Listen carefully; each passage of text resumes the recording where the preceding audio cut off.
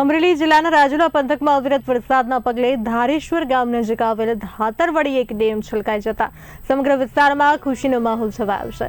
ડેમમાં નવા નીરની આવક થતા સ્થાનિક ખેડૂતોની ભાજપના આગેવાનો દ્વારા પરંપરાગત રીતે પૂજા અર્ચના કરી નવા નીરના વધામણા કરવામાં આવ્યા હતા। ધાતરવડી એક ડેમ રાજુલા જાફરાબાદ પંથકને પીવાનું પાણી પૂરું પાડવાની સાથે આસપાસના 13 ગામોના ખેડૂતોને સિંચાઈનો લાભ પણ આપે છે।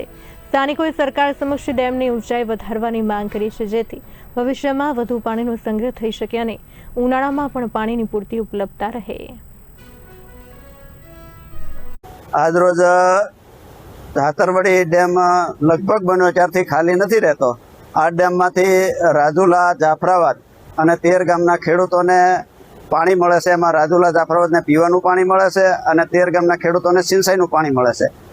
અને પાણી આ લગભગ ડેમ બન્યો ત્યારથી ખાલી નથી રહ્યો। પહેલા વરસાદે આ ડેમ ભરાઈ જતા ભારતીય જનતા પાર્ટીના આગેવાનોમાં ભાઈ શ્રી હિંમતભાઈ બળદાણિયા તાલુકા પંચાયતના પ્રમુખ તેમજ માનનીય મનુભાઈ ધાખડા સરપંચ એસોસિએશનના પ્રમુખ ભાઈ શ્રી દેવતભાઈ માજી સરપંચ મધુભાઈ અને અમે બધા આજે ખેડૂતો સાથે રહી અને નવા નીરના વધામણા કરવા માટે અમે આજે ધારેશ્વર 1 નંબરના ડેમે વધારેલ।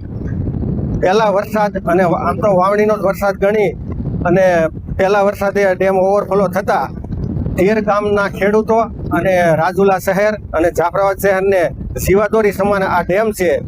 એ માટે કાયમી માટેનો પાણીનો પ્રશ્નનો ઉકેલ આજે એક જ દિવસમાં આવી જતા એની ખુશીમાં ડેમના વધામણા કરવા માટે